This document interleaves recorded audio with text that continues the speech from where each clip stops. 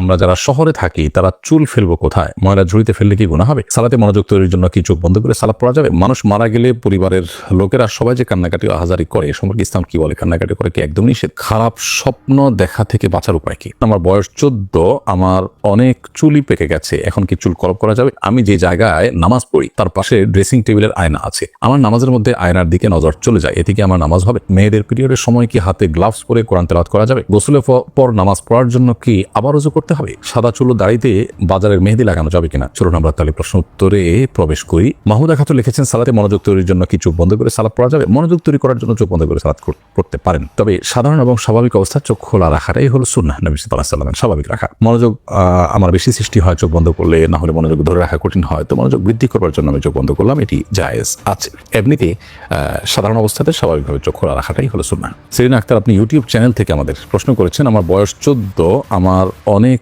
চুলই পেকে গেছে, এখন কি চুল কলপ করা যাবে? চুল পেকে গেলে আপনি লাল কালার করতে পারেন, সেটা নিশ্চয়ই দেখতে অসুন্দর দেখায় না সচরাচর। 2-4টা চুল পাকলে সামান্য ওইটুকু চুল লাল কালারের পর সুন্দরই লাগে।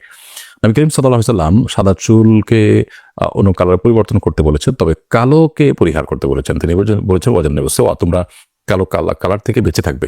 তো এই জন্য কালো কলব দিয়ে আপনি চুলের কালার পরিবর্তন করবেন না। খারাপ স্বপ্ন দেখা থেকে বাঁচার উপায় কি? অনেক সময় মানুষ দুঃস্বপ্ন বা যে স্বপ্ন দেখে মানুষ ভড়কে যায়, ভয় পেয়ে যায়, এগুলো অনেক সময় শারীরিক দুর্বলতার কারণে হয়, মানসিক অবসাদগ্রস্ত থাকার কারণে হয়। অতএব সেটি যেন না হয় সেটি খেয়াল করা দরকার। অনেক সময় নির্ঘুম থাকার কারণে, অল্প ঘুমালে বা সামান্য ঘুমানোর সময় এই ধরনের পরিস্থিতি তৈরি হয়। এটার নানা গবেষণা আছে, আপনি একটু খুঁজে দেখতে পারেন। আর এর বাইরে অর্থবহ স্বপ্ন যেগুলো মনে হচ্ছে যে ইঙ্গিতমূলক এবং সেটি দেখে আমি ভড়কে যাচ্ছি, তাহলে এরকম স্বপ্ন যেন না দেখি তার জন্য আসলে বিশেষ কোনো উপায় আছে বলে আমার জানা নেই। তবে আপনি যেটি করতে পারেন, তাহলে এই ধরনের স্বপ্ন দেখার পর সুন্নাহ এর আলোকে বাম পাশে আপনার যে অবস্থায় থাকেন সে অবস্থা আপনার হাতের বাম পাশে আপনি প্রতীকী থুথু ফেলবেন 3 বার, হালকা হালকা করে ঠোঁটের আগায় আপনি 3 বার থুথু করে আপনি প্রতীকী থুথু ফেলবেন। এর বাইরে আমানতু বিল্লাহি ওয়া রাসূলিহি পড়বেন এবং সম্ভব হলে সুযোগ থাকলে 2 রাকাত সালাত আদায় করবেন এবং সেই স্বপ্ন মানুষের কাছে বলে বেড়াবেন না। এগুলো হলো দুঃস্বপ্ন বা খারাপ স্বপ্ন দেখার পর করণীয়। আনিতা আখতার, আপনি লিখেছেন, মেয়েদের পিরিয়ডের সময় কি হাতে গ্লাভস পরে কোরআন তেলাওয়াত করা যাবে? কোরআন কারীমের তেলাওয়াত পিরিয়ড অবস্থায় না করাটাই হলো জমহুর উলামায়ে কেরামের মত, অর্থাৎ করা যাবে না। পিরিয়ড অবস্থাতে মেয়েরা কোরআন তেলাওয়াত করবেন না, এটি হলো জমহুর বা সংখ্যাগরিষ্ঠ ইমামদের মত। কোন ইমামগণ ইবনে তাইমিয়া রাহিমাহুল্লাহ সহ কেউ বলেছেন যে করতে পারবেন, কিন্তু সংখ্যাগরিষ্ঠের মত হলো করতে পারবেন না। এখানে আসলে গ্লাভস দিয়ে ধরছেন বা অন্য কিছু দিয়ে ধরছেন কি ধরছেন না, এটা ইস্যু নয়। ইস্যু হলো যে তেলাওয়াত করা না করা নিয়ে। ধরাটা চাইতে ধরতে তো পারবেনই না, কিন্তু তেলাওয়াত করবেন না। তাহলে সেক্ষেত্রে এই টাইমে আপনি কি করবেন? আপনি ইসলামিক কোনো ব্যবস্থা পড়বেন, কোরআনের বিভিন্ন ব্যাখ্যা গ্রন্থ আছে সেগুলো পড়তে পারেন, হাদিসের গ্রন্থ পড়তে পারেন, অন্যান্য আমল করতে পারেন, কিন্তু তেলাওয়াত করবেন না। এটি হলো সংখ্যাগরিষ্ঠ ইমামদের মত। রাকিবুল ইসলাম, আপনি লিখেছেন, মানুষ মারা গেলে পরিবারের লোকেরা সবাই যে কান্নাকাটি আহাজারি করে, এ সম্পর্কে ইসলাম কি বলে? কান্নাকাটি করে কি একদম নিষেধ? না, মানুষ মারা যাওয়ার পর কান্নাকাটি করা নিষেধ এমন কোনো কথা নেই। বরং নবী করিম সাল্লাল্লাহু আলাইহি ওয়াসাল্লাম তার ছোট পুত্র সন্তান মৃত্যুর পর, জন্মের পর সন্তানের মৃত্যুতে নবী সাল্লাল্লাহু আলাইহি ওয়াসাল্লাম, ছেলের মৃত্যুতে নবী সাল্লাল্লাহু আলাইহি ওয়াসাল্লাম কেঁদেছেন, চোখে পানি পড়েছে। সাহাবীরা কেউ আশ্চর্য হয়েছেন, তখন নবী সাল্লাল্লাহু আলাইহি ওয়াসাল্লাম তাদেরকে জানিয়েছেন যে এটি কষ্টের কারণে, বিরহের বেদনায় এই পানি বের হয়ে থাকে চোখের, এটা স্বাভাবিক, এটা সহজাত বিষয়, অতএব কান্না করা দোষের নয়। তবে কান্না করতে গিয়ে কেউ যদি সীমা লঙ্ঘন করেন, জামা কাপড় ছেঁড়াছিড়ি করেন, আওয়াজ করেন, চিৎকার চেঁচামেচি করেন, যেটা আল্লাহ সুবহানাহু ওয়া তাআলার ফয়সালার প্রতি এক ধরনের বিদ্রোহর প্রকাশ করে বা এই টাইপের কোনো কিছুকে ইন্ডিকেট করে, এরকম চিৎকার চেঁচামেচি করা বা জামা কাপড় ছেঁড়া বা ভাঙচুর করা, আছাড় করা বা মালাকুল মউতকে গালমন্দ করা বা আল্লাহর ফয়সালার প্রতি অসন্তোষ প্রকাশ করে কোনো কিছু করা, সেটা অবশ্যই নিষিদ্ধ এবং গুনাহের কথা।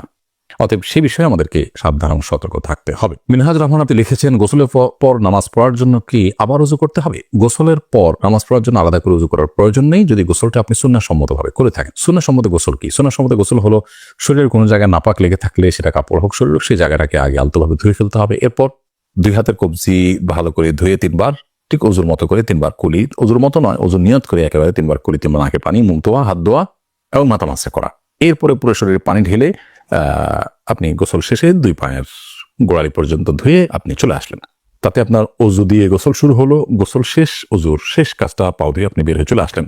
এরপর আলাদা করে আপনার ওযু করার কোনো প্রয়োজন নেই। অনেকে অহেতুক এরপর আবার ওযু করতে থাকেন। একবার ওযু আছে, সে ওযু আপনি থাকা অবস্থায় কোনো ইবাদতই করেন এই ওযু দিয়ে, প্রয়োজন ছাড়া আবার ওযু করার কোনো মানে হতে পারে না। সেজন্য গোসলের পর ওযু করার কোনো প্রয়োজন নেই, যদি সেটা সুন্নাহসম্মত গোসল হয়ে থাকে। সুন্নাহসম্মত গোসল হয়নি, আপনি এমনিতে গোসল করে আসছেন, অথবা গোসল করতে গিয়ে আপনার উযু ভঙ্গ হয়েছে, বায়ু নির্গত হয়েছে, তাহলে সেক্ষেত্রে তো আপনি গোসল করে আবার উযু করবেন। মারিয়াম জাহান সীমা লিখেছেন, আমি যে জায়গায় নামাজ পড়ি তার পাশে ড্রেসিং টেবিলের আয়না আছে, আমার নামাজের মধ্যে আয়নার দিকে নজর চলে যায়, এতে কি আমার নামাজ হবে? আমরা যখন সালাত আদায় করব তখন এমন কোনো কিছু আমাদের দৃষ্টি সীমানার মধ্যে থাকা উচিত নয় যা আমাদের সালাতের মনোযোগকে নষ্ট করে, সালাতের মনোযোগে ব্যাঘাত সৃষ্টি করে। অতএব আমরা যখন সালাত আদায় করব ঠিক আমাদের সামনেই যদি আয়না থাকে এবং সেই আয়না যদি আমাদের চোখ পড়ে, অর্থাৎ আমাদের দৃষ্টির সীমানার মধ্যে থাকে, তাহলে সেক্ষেত্রে সেটা অনুচিত হবে। হয় আমি তার ডানে বামে এমন কোনো জায়গায় দাঁড়াবো যে আয়না চোখ পড়বে না, অথবা পেছনে দাঁড়াবো যে এত দূরে চোখ যাবে না, অথবা কিছু দিয়ে আয়না ঢেকে নিব, এমনটি করা আমাদের উচিত এবং কর্তব্য। তারপরও যদি এরকমটি না করে আমরা আয়নাকে সামনে রেখে নামাজ আদায় করে ফিরি, নামাজ হয়ে যাবে, কিন্তু নামাজটি মাকরু হবে, আমাদের মনোযোগ নষ্ট হওয়ার মতো বিষয় সেখানে থাকার কারণে। বিশেষ করে যদি কেউ আয়নার দিকে তাকায় সেক্ষেত্রে নামাজ মাকরু হবে। নবী করিম সাল্লাল্লাহু আলাইহি ওয়াসাল্লাম বুখারীর একটি বর্ণনা মতে তাকে একবার সালাত আদায় করবার জন্য এক টুকরো কাপড় দেওয়া হয়েছে, তিনি তার উপরে দাঁড়িয়ে সালাত আদায় করেছেন। কাপড়টি বেশ কারুকার্য খচিত ছিল। তখন নবী সাল্লাল্লাহু আলাইহি ওয়াসাল্লাম সালাত শেষ করে বললেন যে আমাকে এই কাপড় কে দিয়েছে, এটি আমার মনোযোগে ব্যাঘাত সৃষ্টি করছিল। তখন পরিবর্তন করে একটা প্লেন কাপড় দেওয়া হয়, তারপর তিনি সালাত আদায় করেছেন। এখান থেকে বোঝা যায় নামাজের মনোযোগ নষ্ট হতে পারে এরকম কোনো কিছু দৃষ্টি সীমানার মধ্যে রেখে সালাত আদায় করা অনুচিত। সেই বিবেচনায় আমরা আয়নার বিষয়টিকে মাথায় রেখে সালাত আদায় করবো, যে সামনে যেন না থাকে, থাকলেও যেন আমাদের দৃষ্টি সেখানে না পড়ে। সাদা চুলো দাড়িতে বাজারের মেহেদি লাগানো যাবে কিনা? যাবে। বাজারের যে আর্টিফিশিয়াল মেহেদি আছে লাগানো যাবে, যদিও এটা উপর দিয়ে মনে হয় যে আলাদা প্রলেপ তৈরি হয়, তারপর এটা লাগানো যাবে, কারণ এই প্রলেপটা আসলে কেমিক্যালের কারণেই মনে হয়। এমনি ইমরান খান আপনি লিখেছেন, সিগারেট খেয়ে মসজিদের ভেতরে যাওয়া যাবে কিনা? আমাদের গ্রামের অনেকে সিগারেট খেয়ে গায়ে দুর্গন্ধ সহকারে মসজিদের ভিতরে প্রবেশ করে, তাদের পাশে যারা থাকে তাদের অনেক কষ্ট হয়, এ বিষয়ে দয়া করে কিছু বলবেন। ভাই ইমরান খান, সিগারেট খেয়ে মসজিদের ভেতরে যাওয়া বা ধূমপান করে মসজিদের ভিতরে যাওয়া এর মানে হলো আমাদের মুখে যে দুর্গন্ধ হয় সেই দুর্গন্ধটা নিয়ে মসজিদে প্রবেশ করা, আর এতে মানুষজন যেমন কষ্ট পাবে ঠিক একইভাবে মসজিদে ফেরেশতাদের অবস্থান থাকে, তারাও কষ্ট পান। নবী করিম সাল্লাল্লাহু আলাইহি ওয়াসাল্লাম বলেছেন, তাতাআদ্দাল মালাইকাতু বিমা ইয়াতাআদ্দা বিহি বানু আদম। আদম সন্তানরা যে সমস্ত বিষয়ের কারণে কষ্ট পায়, ফেরেশতারা একই বিষয়গুলোতে কষ্ট পান।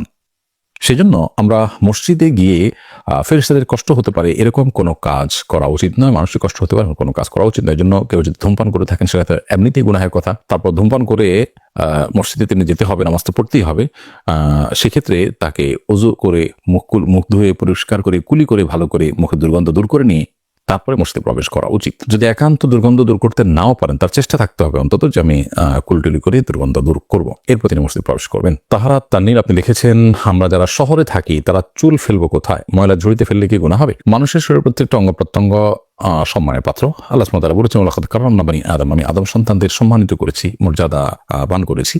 এজন্য মানুষের শরীরের কোনো অঙ্গ প্রত্যঙ্গের অসম্মান হয় এমন কোনো প্রক্রিয়া, এমন কোনো পদ্ধতি অবলম্বন করা উচিত নয়।